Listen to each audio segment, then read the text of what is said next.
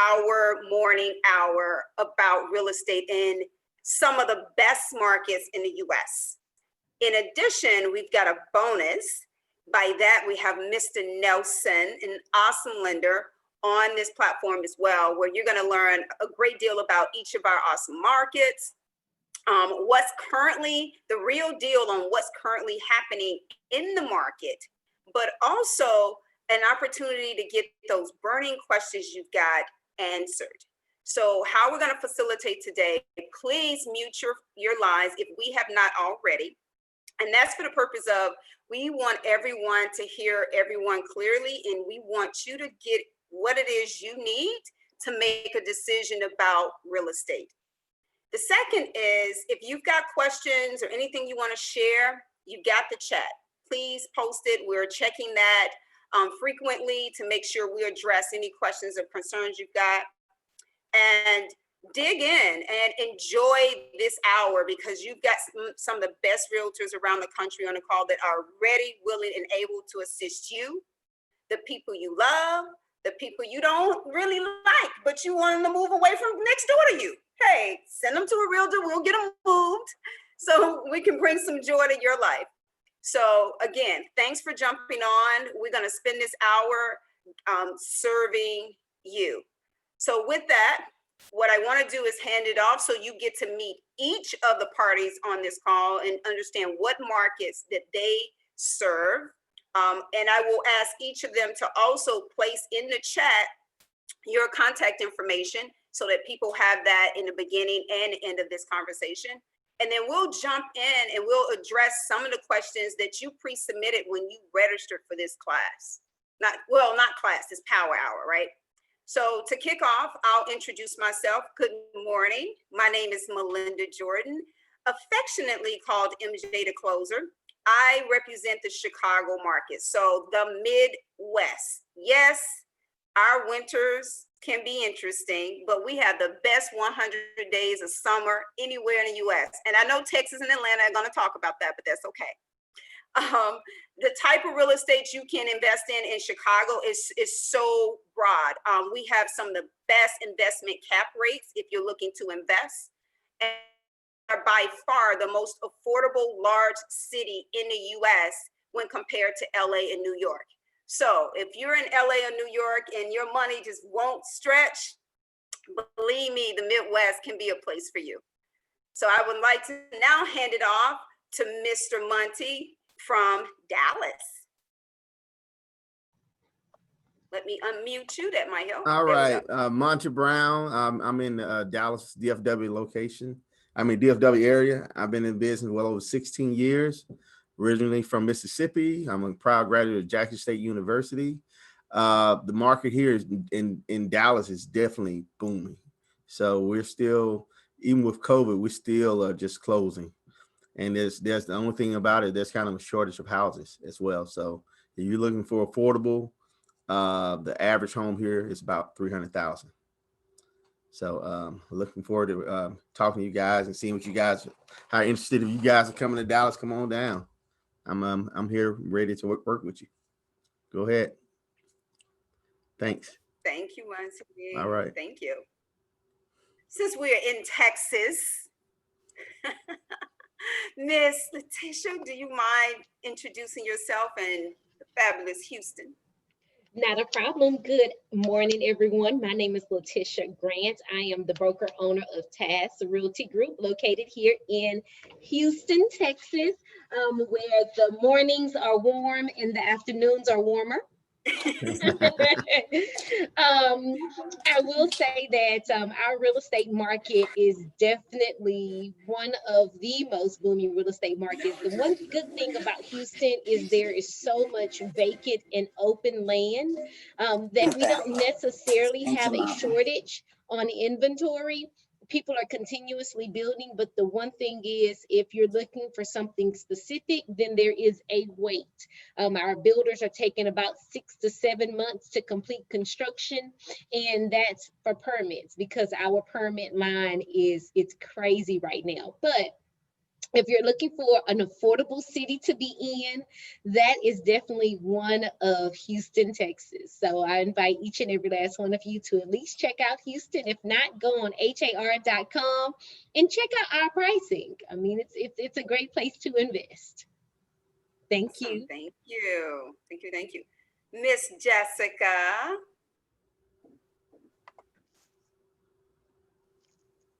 There we go. There we go. All right. My name is Jessica Hambrick Smith. I represent Atlanta. I'm our agent for Coldwell Banker. I am a Georgia native, born and raised here in Georgia. There's a neighborhood here for everyone. Atlanta is a very diverse community, from filmmaking industry, music production, entrepreneurs. I mean, you can literally go from the inner city to the urban development, then the outskirts of the suburbs within a 20 to 30-minute drive. The real estate market here is booming. This is a great time to buy, sell, or invest. It's a seller's market. And with the interest rates being so low, of course, there's more buyers than inventory, but that's okay. It's keeping the home values up and the market flourishing. You know, Georgia is known for its beautiful landscapes and warm climate. We're hot Atlanta, but you know, we would love to have you here. Perfect. Thank you. Thank you, Jessica. So you've heard from Chicago to Dallas to Houston to Atlanta. So all unique markets. And you've heard a theme that each of our markets are hot markets and they're very competitive, you know, sellers, limited inventory, but don't let that discourage you. The right property at the right time is the equation. And all of us on this call are here to support you in getting that. I want to round out the introductions with Mr. Nelson, who is our lender partner on the call, who is able to lend in all states around the US. So his insights is much broader than by market, which is a benefit to everyone on this call. And my hope is he can talk a little bit about what's happening from a finance perspective, because I'm certain those on the call have those burning questions. Okay, so Nelson Morales, I'm with Blueleaf Lending, as MJ said. I do lending in all 50 states, so I see a lot of different things happening in a lot of different places and where things are coming from. I think overall things are great. I think it's a good time. I think it's really a good time to pick a market that you want to make your own. I think it's an even greater time actually to make a state move. So if you're thinking about switching states, Texas, Georgia, Nevada, Florida, whatever it might be a good time to make the move, because in my opinion, the money is so inexpensive that it's going to make your purchasing power that much greater.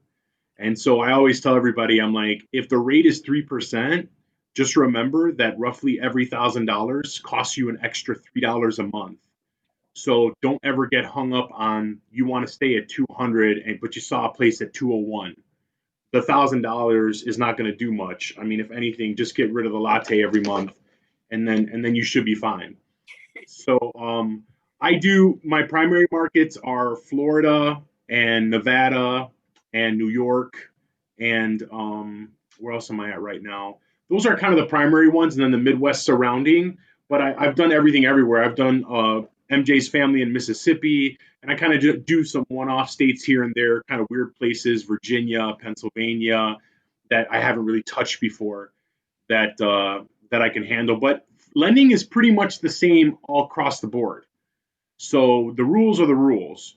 There's small differences in the way customs are from state to state and county to county and city to city, but pretty much everything is across the board. Rates are low, programs are abundant, things are strict, but not that strict. As long as you haven't been furloughed or laid off and you're back to work, then you're good. So where there's a will, there's a way. You don't know what you don't know. So, excuse me, I always say, check it out, is what I say. Thanks, MJ. Perfect. Thank you. Well, everyone on the call, you've got a chance to get to know each of us. So we're going to dive into some of the questions you submitted when you registered. And so we're not going to play with you. We're going to come out of the box with some bangers.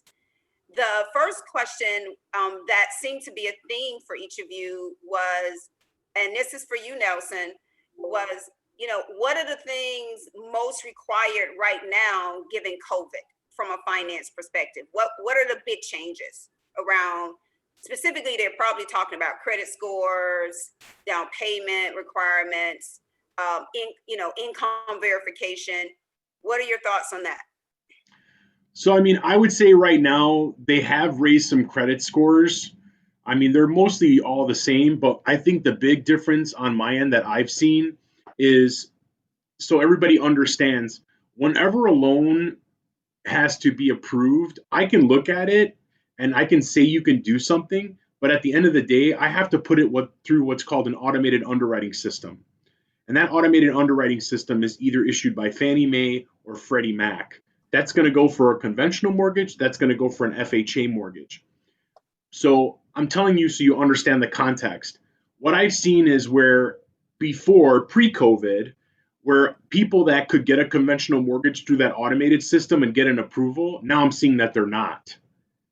So I can see on the back end that they really tightened things up a bit, and it's become a little bit more difficult for people that maybe might have a lower than normal credit score, 620, 630, that would be pre-COVID get conventional financing because they have the score, but now in the middle of COVID, the system is saying no go. You got minimum set for FHA2s, and it varies by investor because I can use a range of different banks. I am a bank, I am a broker, I shop it around, so I get to look and see who's going to let me do what. And restrictions have changed from investor to investor, like what's called your debt to income ratio. How much money of your monthly income is the new debt eating up? So some might be more flexible, some might be a little bit stricter. One has a lower credit score, one has a higher credit score. So it's just a matter of looking at things. I think the people that have felt the most pain are going to be self-employed people. Those are the people that are being most scrutinized right now when they're getting a mortgage, because they want to know that not only did you do what you did the last couple of years, but how are you doing this year? And normally they wanted to see a profit and loss statement already for the business, and now they want to see one plus bank statements to actually back up what they're saying. And in some cases, they want it to come from a CPA to make sure that it's an independent third party that's saying it is what it is. I mean, in terms of impact for people applying during COVID, really the big kicker is, are you working or are you not working? And if you are working and you got laid off for a little bit and now you're back to work, then they just want to see what your earnings look like. Are they on track to be the same? How long were you out? Are you going to be right where you were last year? Can you still afford this place based on what you made last year and based on what you're earning this year up to date? So I would say those are kind of the biggest details of when it comes to buying right now in a COVID environment. Okay, thank you. Thank you. You're welcome. That. So one of the other burning questions, and this is, I'm going to pose this question to a couple of realtors, is what's the game plan in the current market, given we're in a seller's market? What is it that makes a buyer have leverage against the other buyers? It's cash. Go ahead, Monte. It's cash, pretty much. Pretty much just going up on your offer.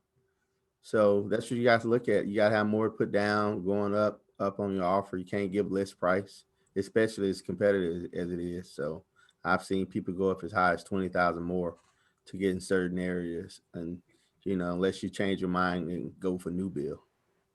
Okay. LaTisha?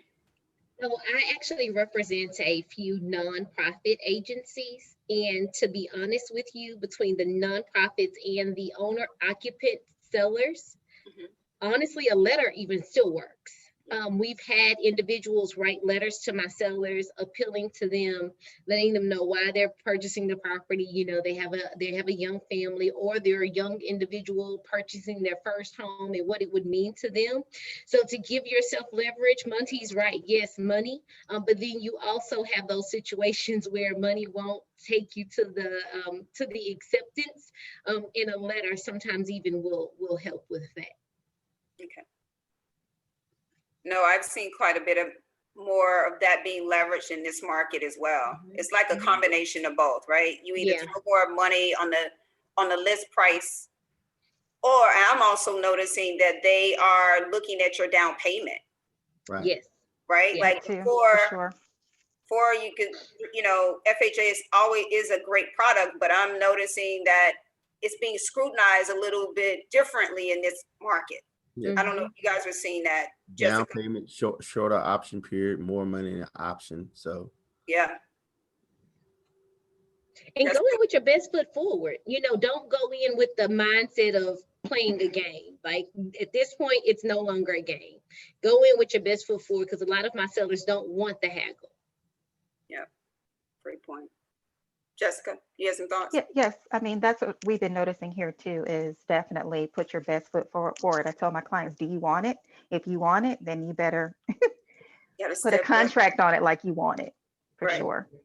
But caution them, because I don't know, you guys probably get this too. They feel like sometimes if they go too high, that they're overpaying. I put them at ease, and Nelson, you can weigh in on this. I said, the appraiser is going to come out and set the value. Mhm. So the bank is not going to lend you more than Mhm. it's worth. You just have to be prepared. Both the buyer and the seller have to be prepared for that conversation if that appraisal comes in lower. Yeah. Right. I mean, I would agree with that statement, and that's actually one of the things that I always tell people.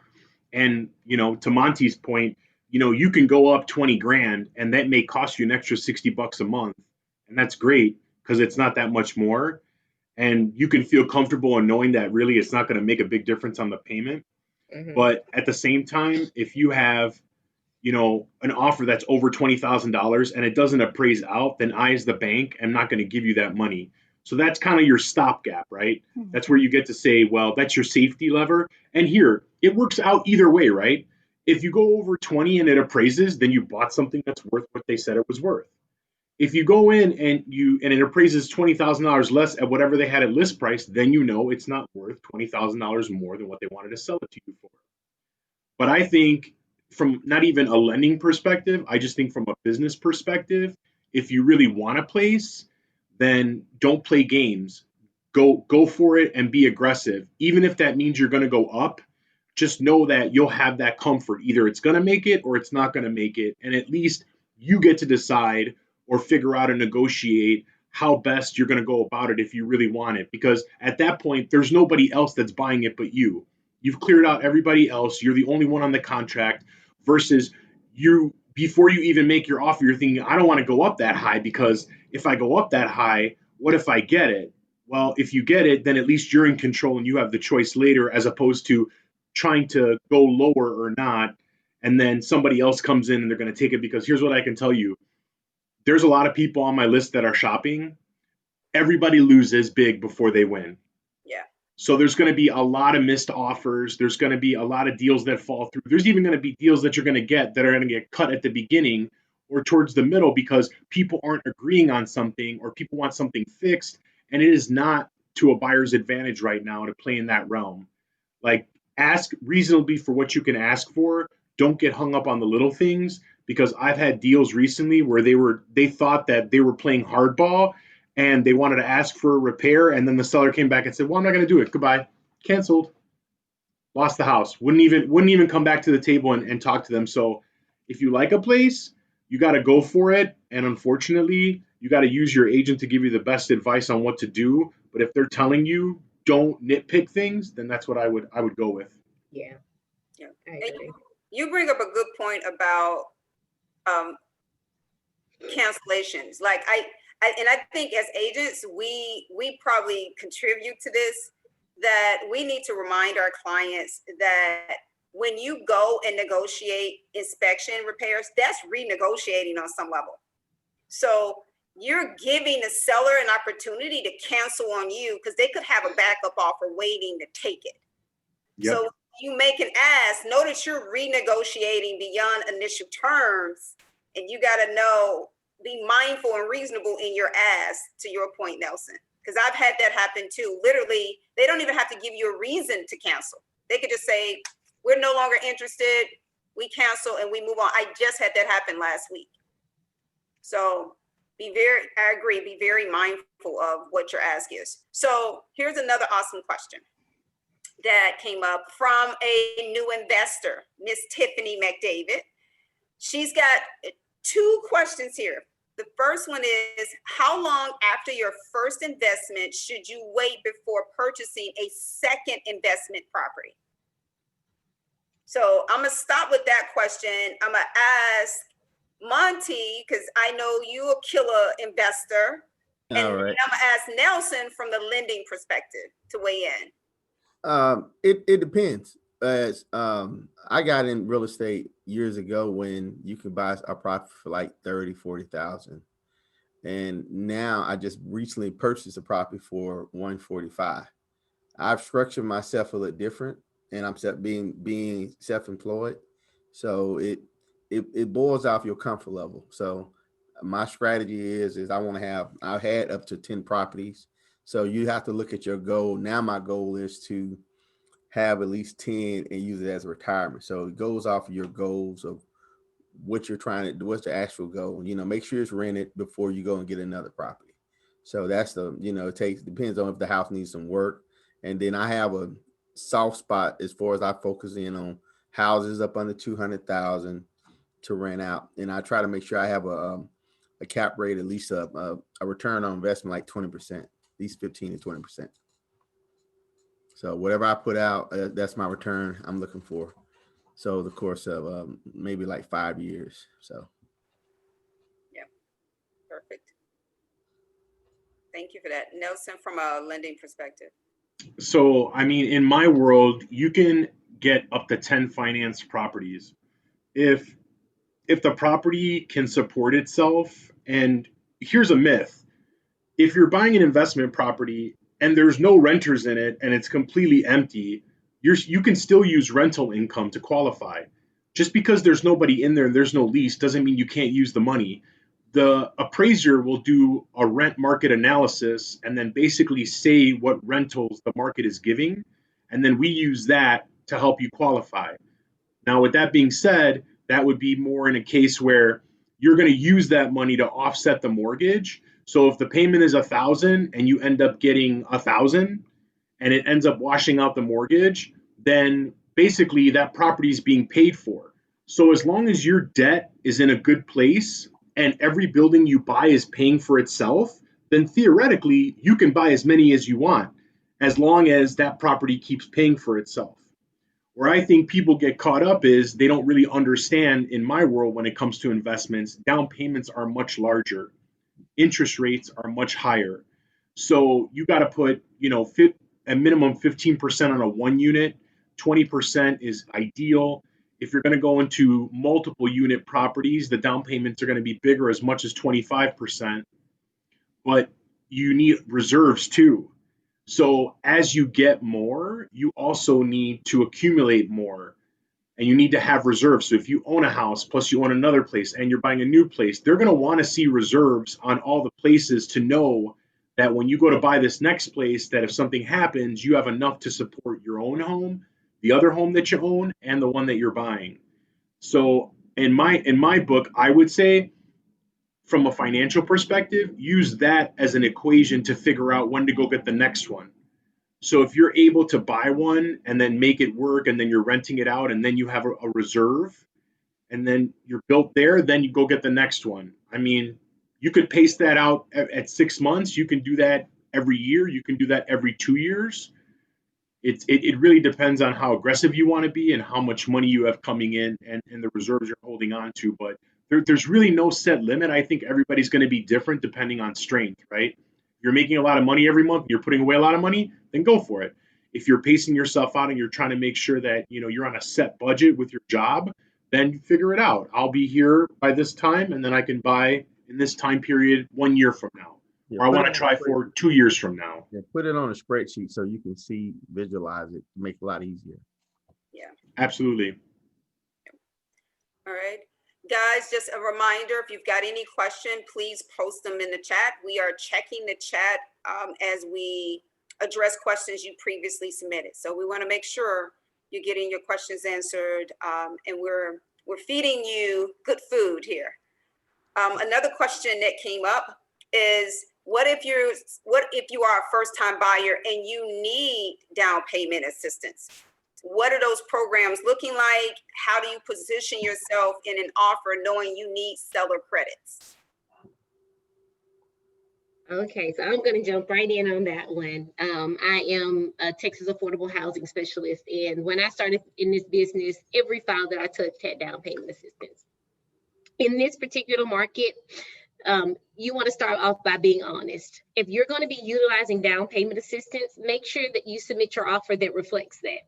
Oftentimes, new construction can be one of your best options when utilizing down payment assistance by the city or by the county. Because with the new construction, you know that the home is going to pass the inspections. Also, it allows the time for your approval to get through the process before the home is completed. So especially here in the city of Houston's taking about 90 days. If you write a contract on new construction, you know it's going to take you 6 months to complete construction. Well, that 90 days, of course, is going to come and you'll have that approval from the city before the construction is completed on your property. Now, if you're buying resale, again, you just have to be upfront, lay all your cards out on the table. But I urge you in that case to do it the opposite way. Go ahead and get your approvals from your lending institution and from your down payment assistance entity before you submit an offer. Even if that means you extending your residential lease on your either apartment or your home for another 6 months. You want to make sure that you have all of your ducks in a row, because when utilizing and combining down payment assistance, so many people don't understand the process. You want them to have as few questions as possible. So have everything ready to go before you submit the offer on that. That would be my advice. Awesome. Thank you, LaTisha. You're welcome. Okay. Any other questions related to that topic? Anything you would add, Nelson, related to it? I mean, I would say that down payment assistance programs are great. I think in my experience here, especially in Illinois, I don't normally list that there's a down payment program of any kind on a pre-approval letter, because in essence, it really doesn't impact my loan per se, because we understand the process, we know it well, and they might ask what it is, but here everybody knows in the state of Illinois that the state of Illinois down payment programs are pretty solid. People know how to do them. If there's a big problem with one, it's normally because the lender doing it doesn't do a lot of them, or they don't know the details of the program, or they miss something. That's typically the result. As far as other states, so I can do other states with some down payment programs too, but what I normally notice is that the programs are pretty much identical in terms of guidelines when it comes to each state's individual down payment program, not necessarily a county program, but a state program. And then on top of that, what people get confused is the loan is the loan. It doesn't really matter what the down payment assistance is. So it could be a conventional loan with down payment assistance. It could be an FHA loan with down payment assistance. But essentially, whatever it is, it's two separate pieces. You're just getting money from a different entity for that loan that you're trying to do. So it's important that you understand that, because people get the terms confused and they're like, well, I thought this was an IDA loan, an Illinois Housing Development Authority loan. And I'm like, it is, but it's an FHA loan with IDA layered on top of it. So I think it's important not to be confused, and to make sure that whoever you work with, that they, if you're going to use a down payment program, that they know the down payment program well, or have dealt with down payment programs before, because there's a lot of little gotcha details that if they don't know or haven't experienced it before, they might miss something that could hurt you in the end. Okay. No, thank you for that. Yeah. So now I'm going to ask a question for any sellers on the call. So we've got a number of people preparing, trying to decide whether or not they should sell their home. So Jessica and LaTisha, I'll ask you guys to pose these questions to you. What should they be doing to prepare in selling their homes or making the decision? So an example would be, do I refinance and stay and maybe make some renovations? Or should I take advantage of this market and list my home? If so, what are the things I should be taking into account if I'm going to choose to sell? Jessica? Excuse me. Well, in Atlanta, I think you should sell it. We don't have enough inventory. Sell it, make you some money. But as far as preparing, I mean, of course, we're going to have to figure out where you'd like to move and kind of figure all that, that out first. But definitely, I would tell them to take advantage of selling it. And, we have a low interest rate right now, as well as there's a buyer's market. So, you are definitely going to get a top price point for your house at this point in our market here in Atlanta. We are having multiple offers on most of our inventory. So definitely sell it. Thank you. LaTisha? So similar to what Jessica said, I would definitely, the very, very first thing that I would do when contemplating selling my home in Houston, because of the short period of time homes are staying on the market, I would definitely determine, what am I going to do next? Where am I going? Am I going to live with family, relatives? Am I going to rent an apartment? I'm going to give this one piece of advice to everyone that's on this call that I give to every last one of my sellers that are looking to sell and buy. That is the most stressful way to live your life. If you're going to sell and buy at the same time, you are depending on everything to be right at the exact same time. And that is very, very difficult. Is it possible? Absolutely, it's possible. It's possible to do it at the exact same time. But if you're going to depend on the proceeds from the sale of your current home to purchase your new home, be aware that it is going to be a stressful situation. And I say that because, again, we're waiting on the buyer's lender to close so that you can close. And all of my sellers want to do it on the same day. and every now and then it happens. But at the same time, it's like pulling teeth. So that's one thing. After you've come to that conclusion as to what to do, the very next thing is remove the you from your home. When buyers are coming to look at your home, they don't really want to see you living there. They want to see them living there. So the decluttering, all of that, getting all that together, making a decision on where you're going to go. Because of course, if you're going to lease for 6 months, 3 months, if you're going to live with relatives, you're probably going to get a storage anyway. So why not go ahead and do it now? So you're not stressed at the last minute with moving everything at the same time. Interest rates are low. It is a seller's market, which means you're going to be competing with other buyers if you were to go out there and purchase another home. As well. Now, for our best case scenario is for you to go ahead and purchase your home and then your new home and then put your home on the market. That eases a lot of stress, but I know everyone cannot do that. So of course there was the option one that eliminates the need to declutter, and then that also eliminates the concern with how quickly your home is going to sell. At that point, you want it to sell as quick as possible. So that'd be the advice that I give. Perfect. All right. For those of you on the call again, just a reminder, you can always post your questions in the chat. If you are uncomfortable with doing that, we can unmute you as well so that you can verbalize any question or thoughts you have. Another question that came up for people who are renting, at what point should you be deciding, is it worth it to me to buy? So Monte, question at you, and then I'll as well. I think if you can afford it, the sooner early on you can start taking risks, taking advantage of building equity. I wish I would have bought a home right out of college, like 2 years in. So you're throwing your money away, giving it to a landlord, and I own property, so I want my tenants to stay forever. But on the flip side of it, it's better the sooner the better. That way you can start building equity. People got to understand, when you own a house, it's wealth. Like I said, I bought houses early on when they was like 30, 40,000 and 80,000, and now they are like 200,000. So that's something to think about. It's true. What I would add to that, and I'm with you, Monte, I own rental properties, and we would love you guys to stay forever, but we know that doesn't necessarily contribute to your lifelong goals. In Chicago in particular, if your rent is above $1,200, you should be really looking to buy. because you could own a really nice property with a similar price point. Into the capital gains play, the equity part of it, the tax benefits of ownership will also help reduce your tax obligation. So really, when you own, for the most part, there's a benefit on the top end and on the bottom line of ownership. So it's definitely worth considering, but it is a personal decision. Nelson, did you want to weigh in?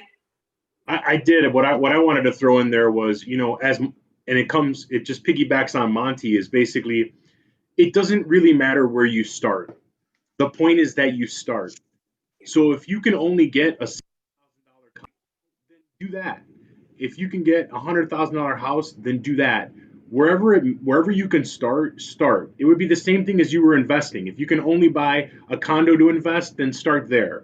Because as time goes on, if all you have is the money you make to make the next investment or to upgrade the property that you want, you're not going to get very far. Whereas if you have a condo, at least you can hold on to it, or a single family or whatever property you have, at least you can hold on to it and then take that money from the sale and then do an upgrade or pull equity out and then go do a buy. But you have options.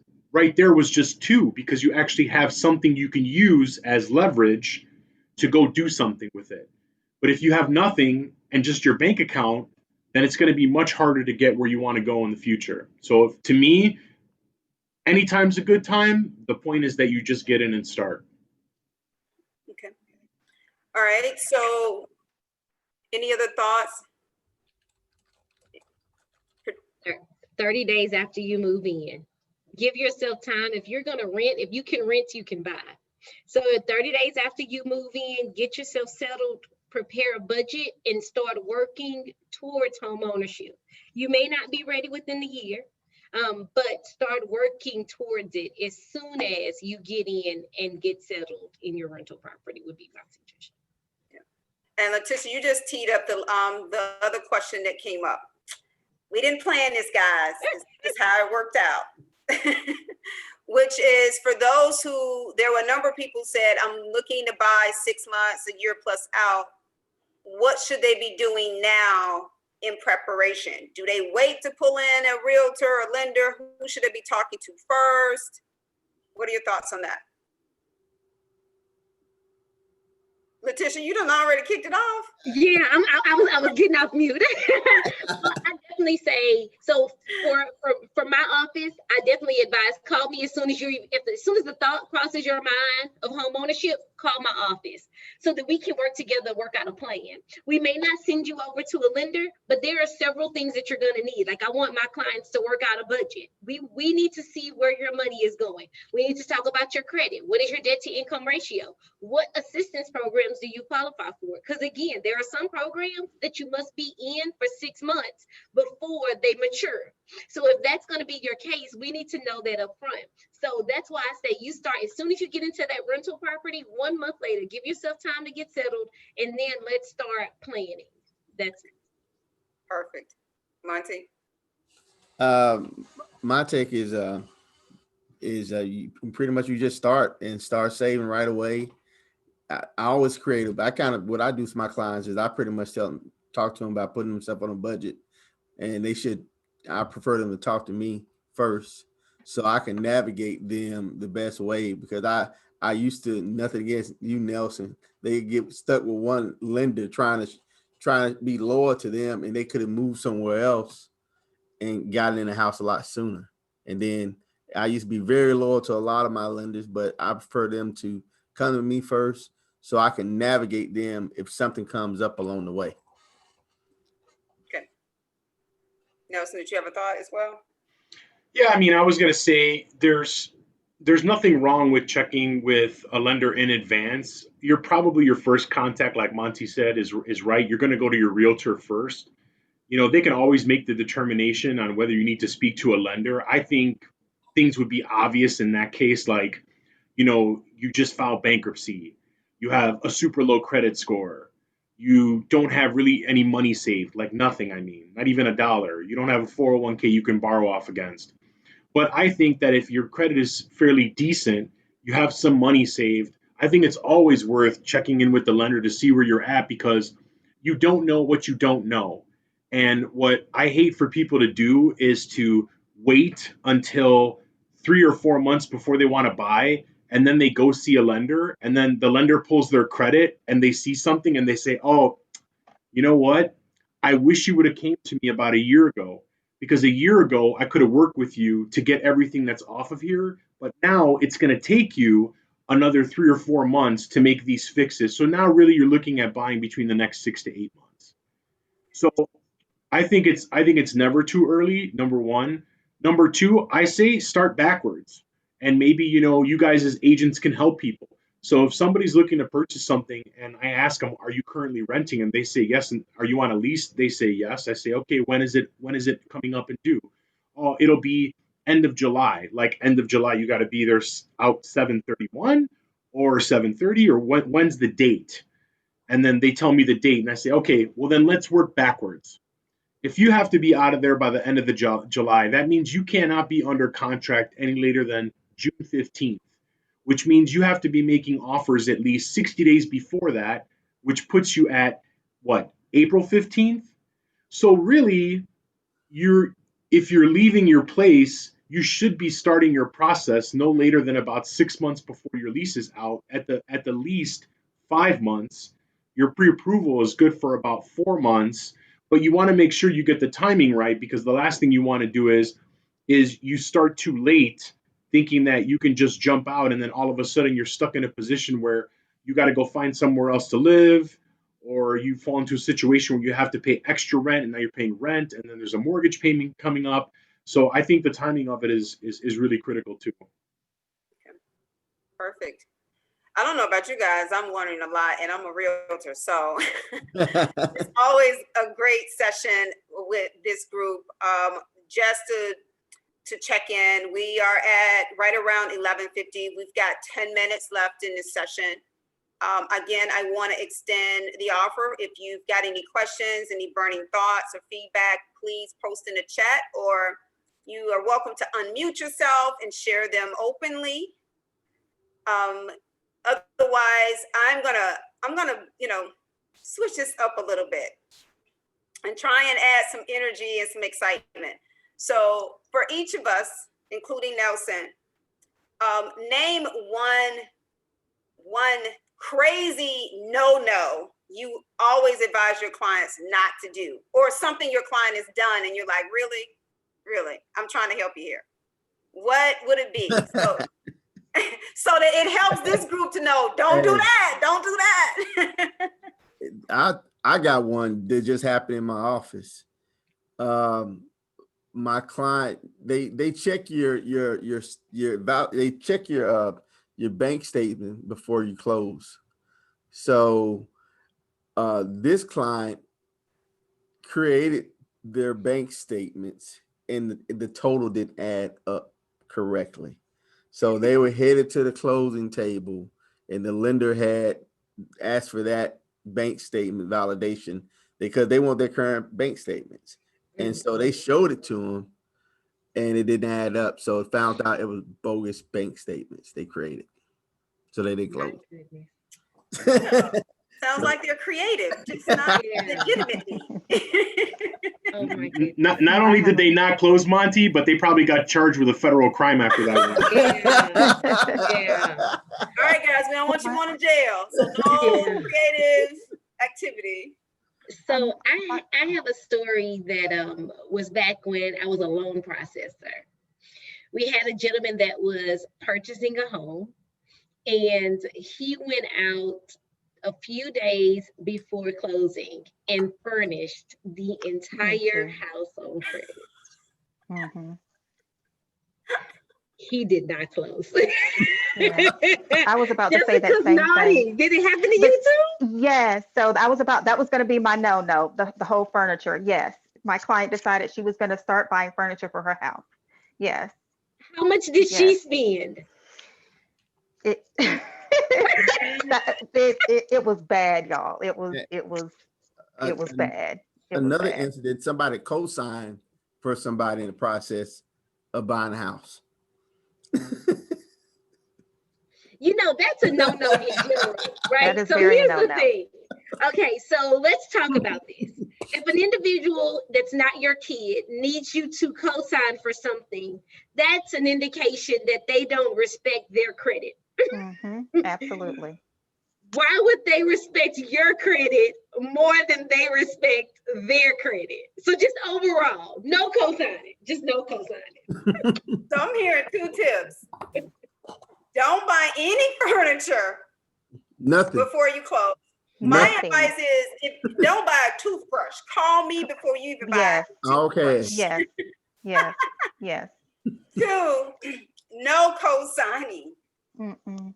at all, right? I so love it. I have Okay. to say, my not to cut you off, Melinda, my most recent was of a client that's relocating from New York and just applied and got approved for a FHA loan. And of course, you know, as we all know, that FHA loan, that has to be your primary residence.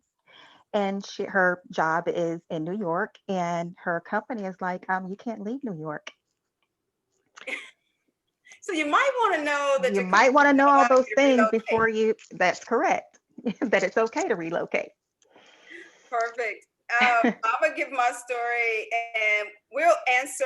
Nelson, Ivy posted a question. So when you give your story, do you mind answering Ivy's question at the same time? Sure. All right. So my question, my story, and Nelson, you and I had this deal together. We were literally days before closing, and our mutual client decided she was going to take out what do they call those, check cashing place loans to buy a new pair of red bottoms for her trip. So here's what happens. Nelson calls me. He says, Melinda, when did they start letting you guys finance? I was like, they don't finance those. She had gone and got money from like one of those cash places so that she could buy a pair of red bottoms for her trip. Am I right, Nelson? You need them. Yeah. Mm-hmm. Needless to say, we did not close. Those are 2 things that don't match: check cashing and red bottoms. You need them They do closed. not. I think, I mean, I see a lot more than you guys, and it's what I see floors me. But I mean, I think the craziest thing for people are like when they think that they can get money just from anywhere, and that's going to be okay. And people they hand me their bank statements, or I start a deal, and I say, okay, where did the cash deposit, the earnest money on the sales contract, where did that come from? And I had one lady who said it had come from gambling from a casino that she had gone for. Now, luckily, she had enough money, but I think that people don't really understand that you just can't pull up money out of nowhere. And then I think the other thing that I see a lot of is I had a guy who bought a car. Don't buy anything. He bought a car last minute because he said he needed a car. And that was like an automatic deal killer. So, I mean, those are kind of I see all that stuff all the time. But I mean, the biggest deal killer is getting a new credit card. Oh, buying furniture and financing it before you even close on the house. I mean, like all of those things, people don't realize all those payments have to be added against you. And if you start buying things before you even own the house, you're going to shoot yourself in the foot. So like, that's kind of the crazy stuff that I've had happen. Well, I hope you guys are learning a lot. And you posted some new questions. So I know that Ivy posed this question, which said, here's her context. I want my first property to be a rental, 2-unit. I plan to live in one and hope to rent from the rent from the second pays for the mortgage. How can I work on getting a higher pre-approval amount to be able to afford a 2-unit apartment? I mean, that's just going to be your basic pre-approval. I mean, like I said, I don't know what I don't know either. So without even looking at you, I can't really determine, how much higher you want to go, what number you had in mind, how much income do you make, I'm sure that everybody here, which everybody's a great agent here, can speak to every market inside of a market has a different rental income, right? What you can get on one side of town is going to be much different than what you can get on the other side of town. And that's going to play a role into what you can or can't do or how much higher you can go. Now, I know that here in Chicago, and MJ and I work a lot together, the higher the price, typically the higher the rent. Right. But that's not always the case. So, like, for example, here on the Northwest side, rental prices aren't going to be a lot higher, but the purchase prices of those rental properties will be higher because in those neighborhoods, people don't normally rent very long. There's not a lot of attraction to things, restaurants and things that bring people in. So that's going to make a difference in how much buying power you have. So really, it's just me having to take a look at everything and figure out where you're trying to go and how much you're trying to get to where you want to go, so we can try and hone in on what that price looks like. Okay. And for you, Nelson, another question came up. Well, in general, and Monte, you spoke to this a little bit. Should we shop around for lenders? If so, does this affect my credit? So Okay. shopping around. All right. So there's nothing wrong with shopping around. You can shop around. I would say, you technically you can do it as many times as you want in the same 30-day window. From the day the first person pulls your credit, you basically have 30 days to go shop around, because all those credit pulls are not going to hurt you because they know that you're shopping for mortgages. Now, what I would say is just keep it to 3. There's no need to go over 3. If you're going over 3, you're either trying to find an illusional rate that doesn't exist out there, or you have a situation that requires somebody that really knows what they're doing, and everybody you're coming across is telling you that you can't do something. It's probably going to be either one or the other. So I would say there's nothing wrong in shopping around.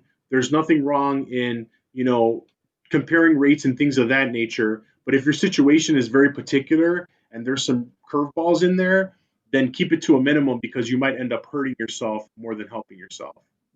Just to add to Nelson, something LaTisha said is, I try to find out what a person's actual goal, whether they need down payment, whether they're trying to, and then it boils down to the house they're looking at, because certain lenders won't have the relationship or don't understand if the house needs repair. Like, I got one client that he was interested in a particular house, and he was going to the credit union, and I was telling him, I said, this house needs work, and this credit union is gonna shoot it down. So you might want to consider this guy that's a mortgage banker that can pretty much, he can kind of overlook those repairs that need to be done. So if I have a client that wants down payment, well, I got lenders that don't do down payment, that specialize in doing down payment program. So therefore, I'll send my client over there versus, them bringing their pre-approval, just say from Chase, and I'll call their lender, whoever they thought about, just to get an idea if it's a good deal for them or not, before sending them somewhere else. Okay, perfect. Well, thank you guys so much for all your questions. We are right here on the hour, and again, thank you for jumping on. This has been recorded. I will tell you, after every one of these sessions, we do send out the full contact information for every single person on the call, as well as the recording. Our ask is, if you have any questions, any thoughts, whether for you or someone close to you, do not hesitate to forward or reach out to any of us. What I will ask is that each of us in 60 seconds, give final words to those who graciously called in to spend an hour with us. So I will kick it to Jessica.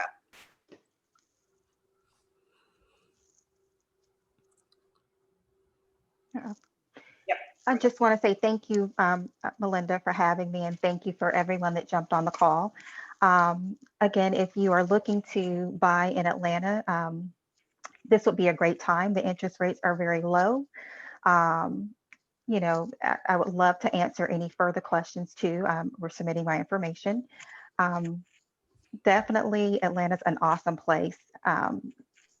Awesome place to be. Thank you. Monte? I'm pretty much a Dallas DFW area. I'll just say start. You know, we got plenty of opportunities as far as jobs and even things to do. So it's an attraction. It's a very attractive city, and you can get something new versus old in other cities. So Don't start. hey, you can get it all big and new here. So that's one of the things. So just start and come to Dallas. Oh, I'll take the torture. Go, LaTisha, go. Well, again, everyone, my name is LaTisha Grant. I'm broker owner of Task Realty Group. I'm located here in the beautiful city of Houston, Texas, where today I have on a dress and tennis shoes because it's so warm and nice outside. No, just joking. But no, I want to thank each and every last one of you for being on the call. Thank you so much, Melinda, for putting all this together for everyone. Thank you guys for being here. I do say just purchase real estate, wherever you're going to buy, preferably, of course, in Houston, but whatever city you choose, you're making the right choice when invested in real estate. Thank you, guys. Perfect. And again, my name is Melinda Jordan, affectionately called MJ the Closer. I represent the great city of Chicago, the Windy City, the Second City, all those things.